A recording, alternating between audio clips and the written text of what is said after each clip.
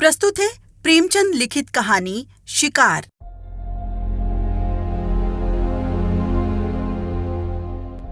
फटे वस्त्रों वाली मुनिया ने रानी वसुधा के चांद से मुखड़ी की ओर सम्मान भरी आंखों से देखकर राजकुमार को गोद में उठाते हुए कहा, हम गरीबों का इस तरह कैसे निबाह हो सकता है महारानी। मेरी तो अपने आदमी से एक दिन ना पटे, मैं उसे घर में बैठने ना दूं।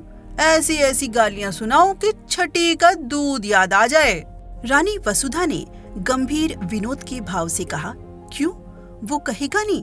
तू मेरे बीच में बोलने वाली कौन है? मेरी जो इच्छा होगी वो करूँगा। तू अपना रोटी कपड़ा मुझसे लिया कर। तुझे मेरी दूसरी बातों से क्या मतलब? मैं तेरा गुलाम नहीं हूँ। मुनिया 3 ही दिन से यहाँ लड़कों को खिलाने के लिए नौकर हुई थी। पहले 2-4 घरों में चौका बर्तन कर चुकी थी, पर रानियों से अदब के साथ बातें करना अभी न सीख पाई थी। उसका सूखा हुआ सांवला चेहरा उत्तेजित हो उठा।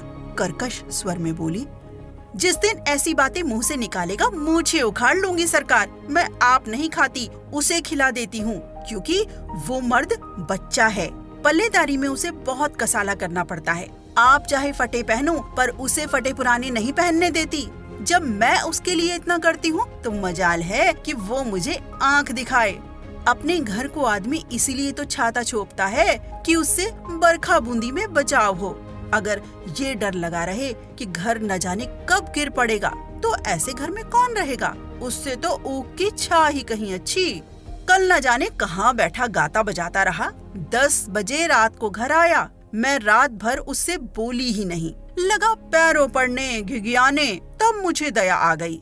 यही मुझ में एक बुराई है, मुझसे उसकी रोनी सूरत नहीं देखी जाती। इसी से वो कभी कभी बहक जाता है, पर अब मैं पक्की हो गई हूँ। फिर किसी दिन झगड़ा किया तो या वही रहेगा या मैं ही रहूंगी। क्यों किसी की धौंस सहूं सरकार? जो बैठकर खाए वो धौंस सहे। यहाँ तो बराबर की कमाई करती हूँ। वसुधा ने उसे गंभीर भाव से फिर पूछा, अगर वो तुझे बैठकर खिलाता तब उसकी धौंस सहती? मुनिया जैसे लड़ने पर उतारू हो गई। बोली, बैठा कर कोई क्या खिलाएगा सरकार? मर्द बाहर काम करता है तो हम भी घर में काम करती हैं कि घर के काम में कुछ लगता ही नहीं। बाहर के काम से तो रात को छुट्टी मिल जाती है, घर के काम से तो रात को भी छुट्टी नहीं मिलती। पुरुष ये चाहे कि मुझे घर में बैठाकर आप सैर सपाटा करे तो मुझसे न सहा जाए। ये कहती हुई मुनिया राजकुमार को लिए बाहर चली गई। वसुधा ने थकी हुई रुआसी आंखों से खिड़की की ओर देखा। बाहर हरा भरा बाग था, जिसके रंग बिरंगे फूल यहाँ से साफ नजर आ रहे थे, और पीछे एक विशाल मंदिर आकाश में अपना सुनहला मस्तक उठाए सूर्य से आंखें मिला रहा था। स्त्रियां रंग बिरंगे वस्त्राभूषण पहने पूजन करने आ रही थी। मंदिर की दाहिनी तरफ तालाब में कमल प्रभात के सुनहले आनंद से मुस्कुरा रहे थे, और कार्तिक की शीत रवि छवि जीवन ज्योति लुटाती फिरती थी। पर प्रकृति की वो सुरम्य शोभा वसुधा को कोई हर्ष न प्रदान कर सकी। उसे जान पड़ा, प्रकृति उसकी दशा पर व्यंग से मुस्कुरा रही है। उसी सरोवर के तट पर केवट का एक टूटा फूटा झोपड़ा किसी अभागिनी वृद्धा की भांति रो रहा था। वसुधा की आंखें सजल हो गई। पुष्प और उद्यान के मध्य में खड़ा वो सूना झोपड़ा उसके विलास और ऐश्वर्य से घिरे हुए मन का सजीव मित्र था। उसके जी में आया, जाकर झोपड़े के गले लिपट जाऊं और खूब रोऊं। वसुधा को इस घर में आए 5 वर्ष हो गए। पहले उसने अपने भाग्य को सराहा था। माता पिता के छोटे से कच्चे आनंदहीन घर को छोड़कर एक विशाल भवन में आई थी, जहां संपत्ति उसके पैरों को चूमती हुई जान पड़ती थी। उस समय संपत्ति ही उसकी आंखों में सब कुछ थी। पति प्रेम गौण सी वस्तु थी, पर उसका लोभी मन संपत्ति पर संतुष्ट न रह सका। पति प्रेम के लिए हाथ फैलाने लगा। कुछ दिनों में उसे मालूम हुआ, मुझे परम रत्न भी मिल गया। पर थोड़े ही दिनों में वो भ्रम जाता रहा।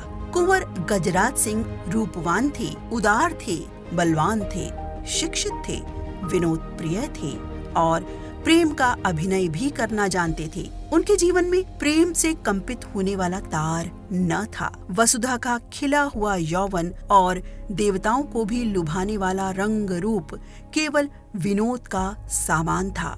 घुड़दौड़ और शिकार, सट्टे और मकार जैसे सनसनी पैदा करने वाले मनोरंजन में प्रेम दबकर पीला और निर्जीव हो गया था और प्रेम से वंचित होकर वसुधा की प्रेम तृष्णा अब अपने भाग्य को रोया करती थी। 2 पुत्र रत्न पाकर भी वो सुखी न थी। कुंवर साहब 1 महीने से ज्यादा हुआ शिकार खेलने गए और अभी तक लौटकर नहीं आए और ये ऐसा पहला ही अवसर न था।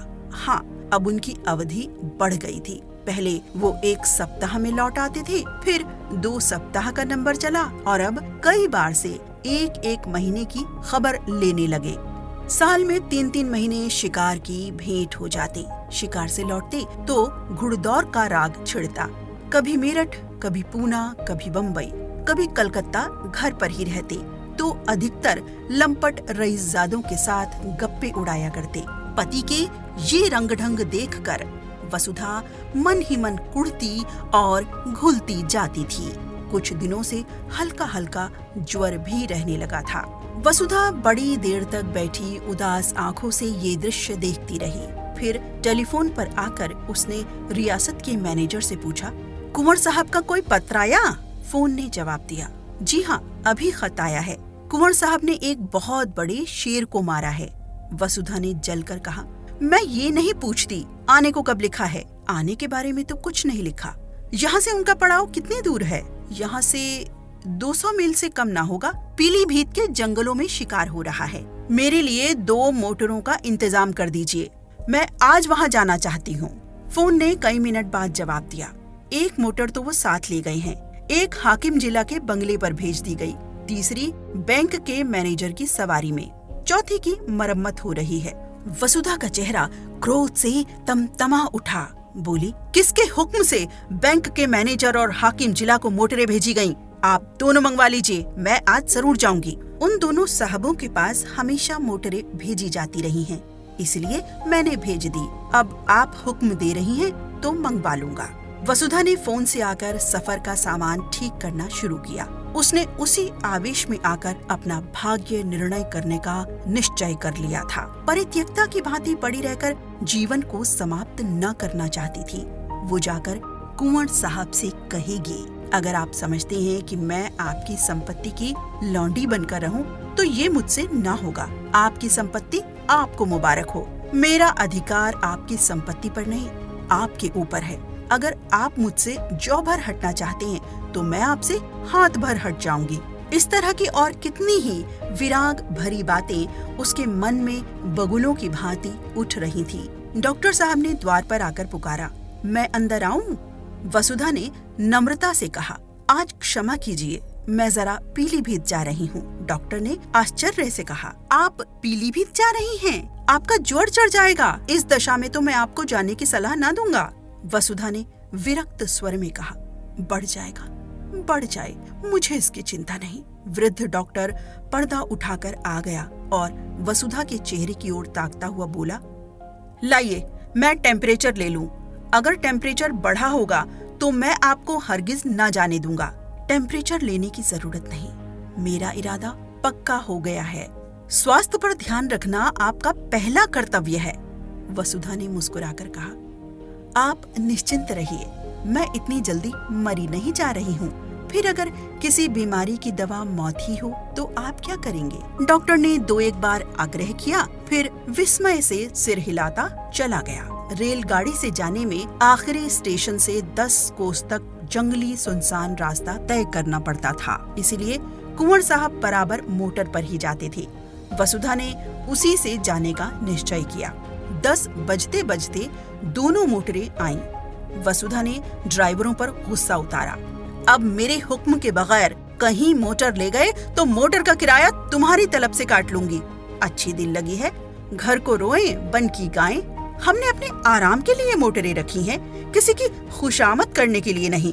जिसे मोटर पर सवार होने का शौक हो मोटर खरीदे, ये नहीं कि हलवाई की दुकान देखी और दादे का फातिहा पढ़ने बैठ गए। वह चली। तो दोनों बच्चे कुनमुनाए। मगर जब मालूम हुआ कि अम्मा बड़ी दूर हवा को मारने जा रही है तो उनका यात्रा प्रेम ठंडा पड़ा। वसुधा ने आज सुबह से उन्हें प्यार न किया था। उसने जलन में सोचा, मैं ही क्यों इन्हें प्यार करूं? मैंने ही इनका ठेका लिया है। वो तो वहाँ जाकर चैन से रहें और मैं यहाँ इन्हें छाती से लगाए बैठी रहूं। लेकिन चलते समय माता का हृदय पुलक उठा। दोनों को बारी बारी से गोद में लिया, चूमा, प्यार किया और घंटे भर में लौट आने का वचन देकर वो सजल नेत्रों के साथ घर से निकली। मार्ग में भी उसे बच्चों की याद बार बार आती रही।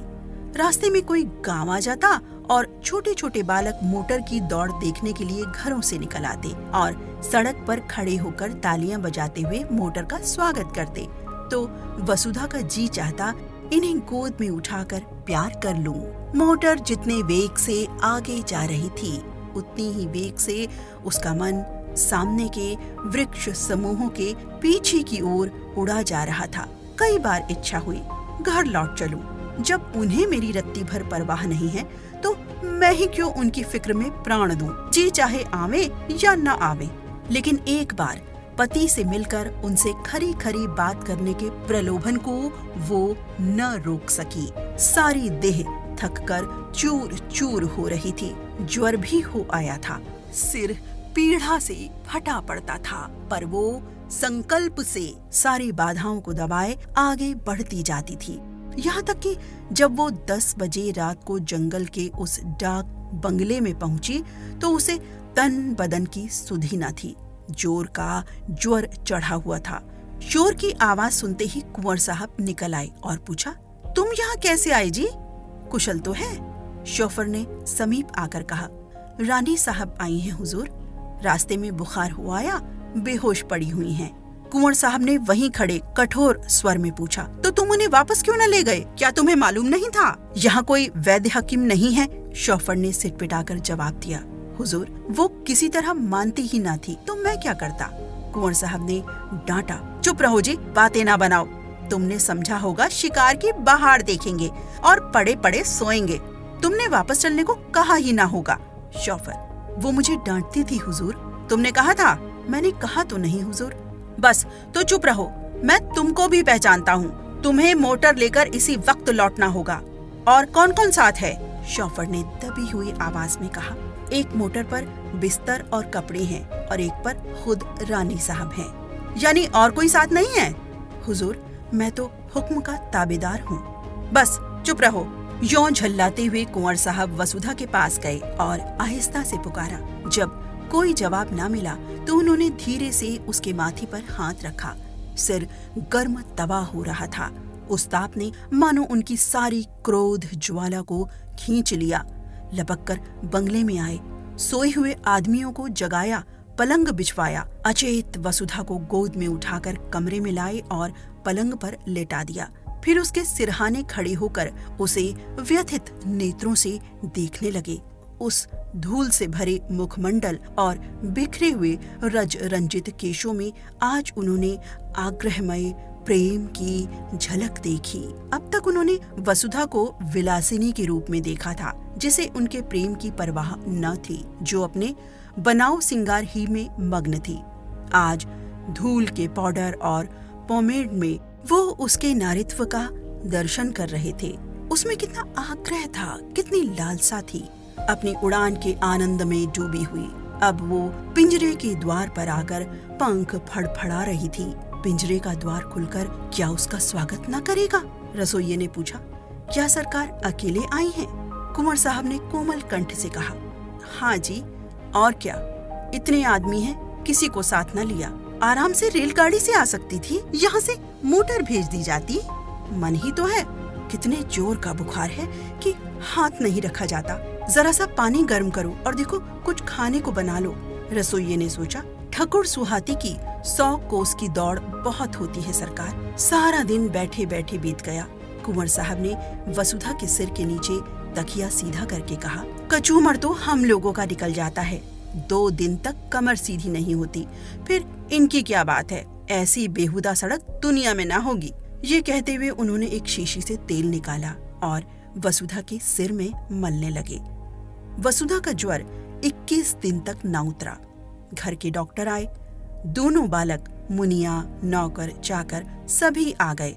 जंगल में मंगल हो गया। वसुधा खाट पर पड़ी पड़ी कुंवर साहब की शुश्रूषाओं में अलौकिक आनंद और संतोष का अनुभव किया करती।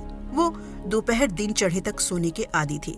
कितने सवेरे उठ जाते, उसके पथ्य और आराम की जरा जरा सी बातों का कितना ख्याल रखते। जरा देर के लिए स्नान और भोजन करने जाते, फिर आकर बैठ जाते। एक तपस्या सी कर रहे थे। उनका स्वास्थ्य बिगड़ता जाता था। चेहरे पर स्वास्थ्य की लाली न थी, कुछ व्यस्त से रहते थे। एक दिन वसुधा ने कहा, तुम आजकल शिकार खेलने क्यों नहीं जाते?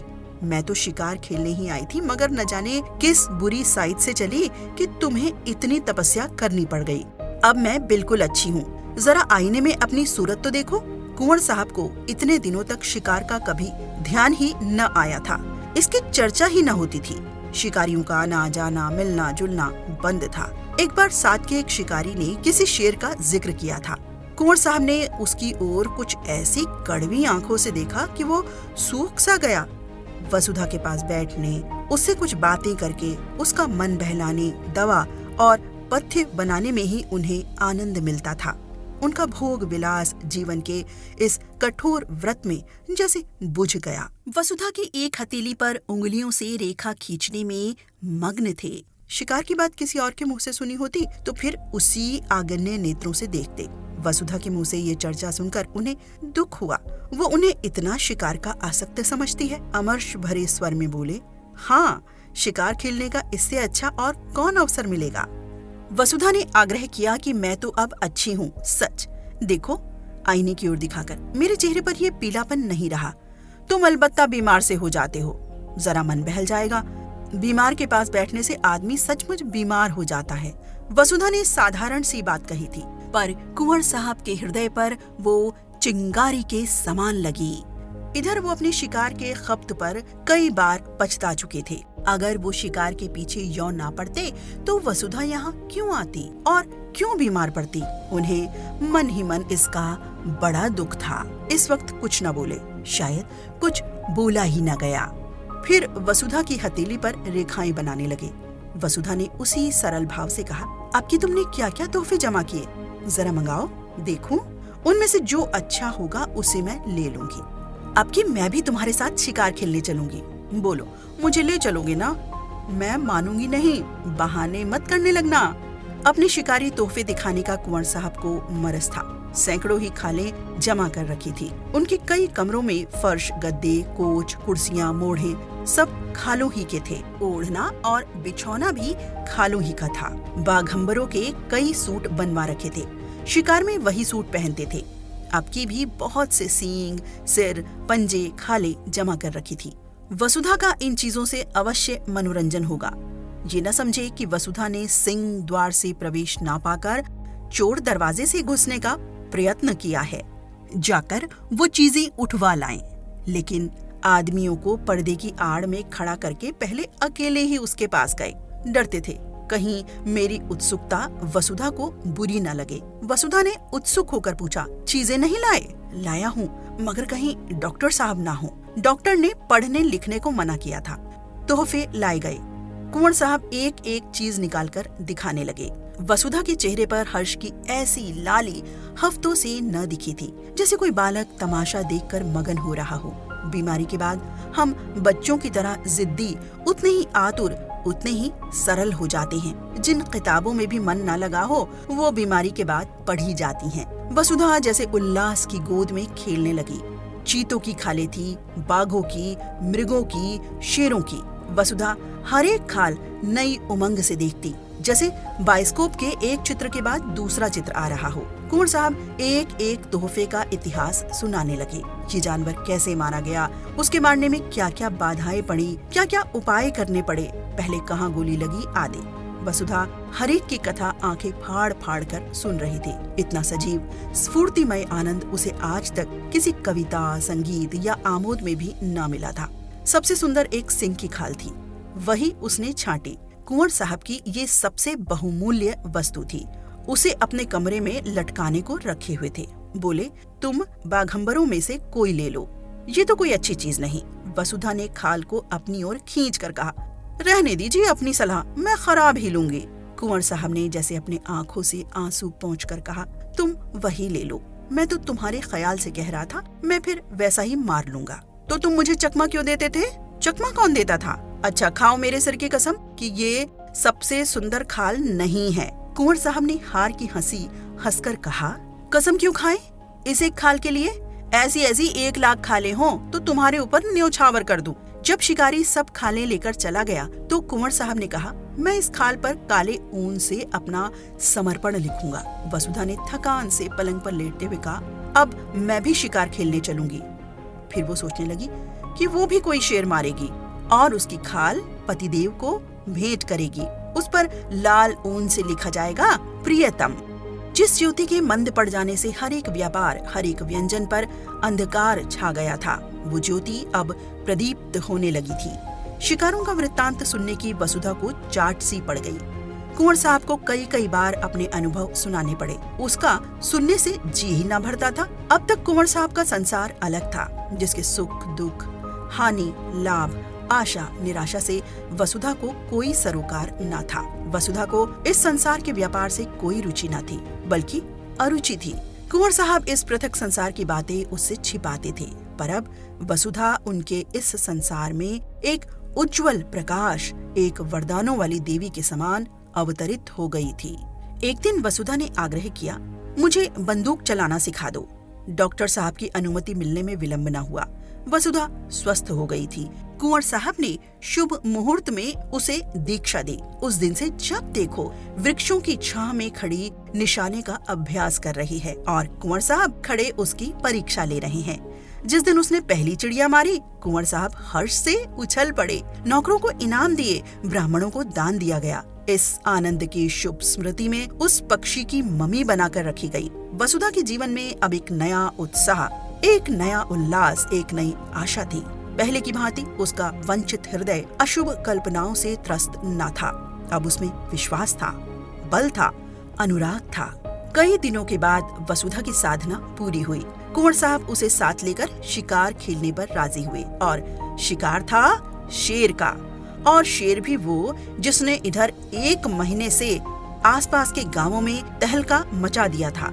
चारों तरफ अंधकार था, ऐसा सघन कि पृथ्वी उसके भार से करहती हुई जान पड़ती। कुंवर साहब और वसुधा एक ऊंचे मचान पर बंदूक लिए दम साधे बैठे हुए थे। बहुत भयंकर जंतु था। अभी पिछली रात को वो एक सोते हुए आदमी को खेत में मचान पर से ही खींच कर ले भागा था। उसकी चालाकी पर लोग दांतों तले उंगली दबाए थे। मचान इतना ऊंचा था कि चीता उछलकर ना पहुंच सकता था। हाँ, उसने ये देख लिया कि वो आदमी मचान पर बाहर की तरफ सिर किए सो रहा था। दुष्ट को एक चाल सूझी। वो पास के गांव में गया और वहाँ से एक लंबा बांस उठा लाया।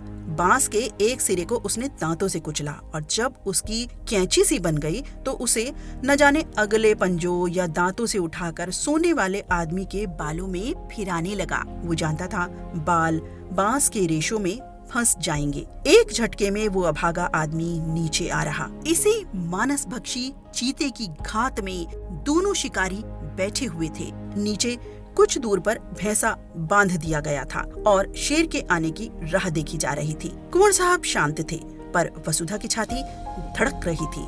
जरा सा भी पत्ता खड़कता तो वो चौंक पड़ती और बंदूक सीधी करने के बदले में चौंक कर कुंवर साहब से चिपक जाती। कुंवर साहब बीच बीच में उसकी हिम्मत बंधाते जाते थे। ज्यों ही भैंसे पर आया, मैं उसका काम तमाम कर दूंगा, तुम्हारी गोली की नौबत ही न आने पावेगी, वसुधा ने सिहर कर कहा। और जो कहीं निशाना चूक गया तो उछलेगा, तो फिर दूसरी गोली चलेगी। तीनों बंदूकें तो भरी तैयार रखी हैं। तुम्हारा जी घबराता तो नहीं? बिल्कुल नहीं। मैं चाहती हूँ पहला निशाना मेरा होता। पत्ते खड़खड़ा उठे। वसुधा चौंक कर पति के कंधों से लिपट गई। कुंवर साहब ने उसकी गर्दन में हाथ डालकर कहा, दिल मजबूत करो प्रिय। वसुधा ने लज्जित होकर कहा, नहीं नहीं, मैं डरती नहीं, जरा चौंक पड़ी थी। सहसा भैंसे के पास 2 चिंगारियां सी चमक उठी। कुंवर साहब ने धीरे से वसुधा का हाथ दबाकर शेर के आने की सूचना दी और सतर्क हो गए। जब शेर भैंसे पर आ गया तो उन्होंने निशाना मारा, खाली गया। दूसरा फायर किया। चीता जख्मी तो हुआ पर गिरा नहीं। क्रोध से पागल होकर इतनी जोर से गरजा कि वसुधा का कलेजा दहल उठा। कुंवर साहब तीसरा फायर करने जा रहे थे कि चीते ने मचान पर जस्त मारी। उसके अगले पंजों के धक्के से मचान ऐसा हिला कि कुंवर साहब हाथ में बंदूक लिए झोंके से नीचे गिर पड़े। कितना भीषण अवसर था। अगर एक पल का भी विलंब होता तो कुंवर साहब की खैरियत न थी। शेर की जलती हुई आंखें वसुधा के सामने चमक रही थी। उसकी दुर्गंधमय सांस देह में लग रही थी। हाथ पांव फूले हुए थे, आंखें भीतर को सिकुड़ी जा रही थी। पर इस खतरे ने जैसे उसकी नाड़ियों में बिजली भर दी। उसने अपनी बंदूक संभाली। शेर के और उसके बीच में 2 हाथ से ज्यादा अंतर न था। वो उचक कर आना ही चाहता था कि वसुधा ने बंदूक की नली उसकी आंखों में डालकर बंदूक छोड़ी। धाए! शेर के पंजे ढीले पड़े, नीचे गिर पड़ा। अब समस्या भीषण थी। शेर से 3-4 कदम पर ही कुंवर साहब गिरे पड़े थे। शायद चोट ज्यादा आई हो। शेर में अगर अभी दम है तो वो उन पर जरूर वार करेगा।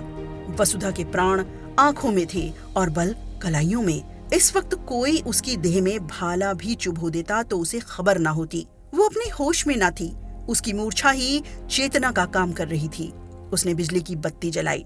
देखा, शेर उठने की चेष्टा कर रहा है। दूसरी गोली सिर पर मारी और उसके साथ ही रिवॉल्वर लिए नीचे कूदी। शेर जोर से गुर्राया। वसुधा ने उसके मुंह के सामने रिवॉल्वर खाली कर दिया। कुंवर साहब संभल कर खड़े हो गए। दौड़कर उसे छाती से चिपटा लिया। अरे ये क्या? वसुधा बेहोश थी।